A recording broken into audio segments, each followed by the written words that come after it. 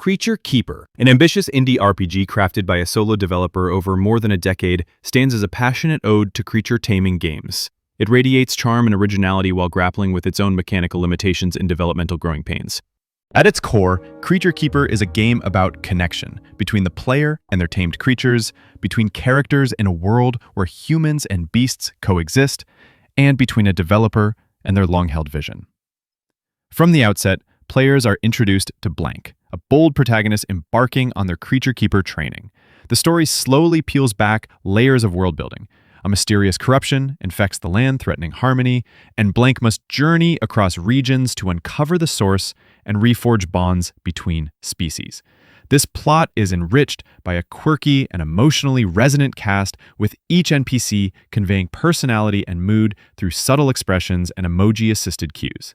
The narrative progression, subtle yet deep, unfurls in a way that encourages exploration while rewarding curiosity.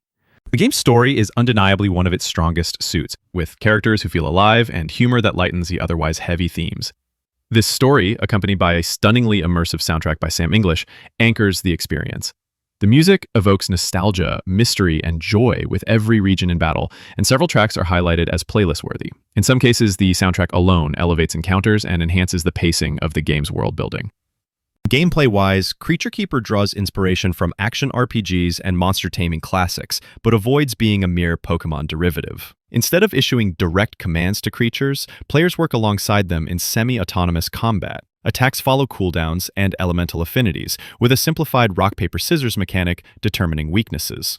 Creatures can be upgraded through passive perks, skill gems, and the unique pocket garden system, where placing statues and planting crops yields stat bonuses and growth resources. It's a clever fusion of garden sim and tactical RPG, designed to promote experimentation and long-term investment in your creature party. However, implementation is another matter entirely. The game's systems, while imaginative, suffer from inconsistent balance and significant quality-of-life shortcomings. Combat, in particular, is deeply polarizing. While one review highlights the flexible pacing and strategic depth, the other finds it dull and unresponsive. Dodging feels sluggish and unsatisfying, weapons lack punch, and player characters often feel underpowered next to their beasts. Worse still, battles swing wildly in difficulty. One moment featuring damage sponge enemies, the next presenting bosses that crumble in seconds or become frustrating walls due to poor balancing.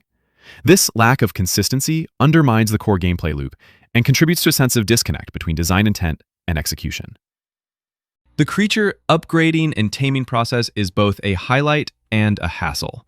On the positive side, the bestiary system encourages players to actively use and bond with their creatures.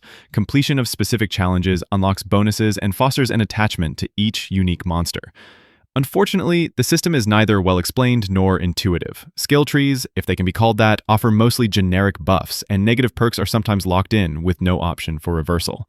This permanence discourages experimentation, an odd choice in a game that otherwise promotes creative team building. Navigation and menus are another recurring pain point. The UI is described as clunky, counterintuitive, and occasionally broken. Performing simple tasks like selecting the right berry to befriend a creature can become a tedious chore. Fast travel is limited and poorly signposted, and in some cases, bugs cause soft locks or even complete game-breaking issues. Overlapping UI elements and missing interactables that render progression impossible. Such technical instability is not rare, but unfortunately prevalent.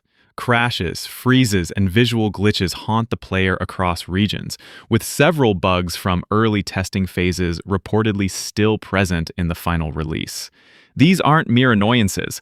They affect core progression, undermine the game's systems, and shake player trust in the developer's ability to support the title post-launch. The absence of a manual save system exacerbates this issue, especially when unexpected bugs risk wiping out hours of progress. The developer's long, solo journey is evident in every handcrafted system, but the lack of polish suggests that this labor of love needed far more testing before being deemed ready. Yet, Creature Keeper is not an outright failure. It is a game filled with vision, emotional storytelling, and meaningful systems that aim to engage and surprise. In many ways, it mirrors the journey of the creatures it seeks to tame. Rough around the edges, occasionally wild, but capable of transformation, with care and nurturing. Its best moments, uncovering a narrative twist, taming a new creature, listening to the soundtrack as a forest spreads out before you, are genuinely memorable. But its worst moments, buggy mechanics, poor interface, inconsistent combat, risk driving players away before they reach those heights. You can see the game's raw ambition and evolving systems as a hallmark of indie greatness, worthy of standing beside genre-defining solo projects like Stardew Valley. On the other hand, you can describe this game as a cautionary tale about development delays, feature creep, and the perils of releasing unfinished software. Creature Keeper is not yet a great game, but it might be, with significant updates, rebalancing, bug fixes, and UI improvements. In its current state, Creature Keeper is best suited for players who are willing to overlook technical issues in favor of story and heart, who seek an indie RPG experience driven by vision rather than polish. For everyone else, patience may be rewarded if future patches manage to polish the grime off what could eventually shine as a hidden gem in the indie scene. Until then, this is a world worth visiting, but only for those ready to brave its many thorns in search of its buried charm.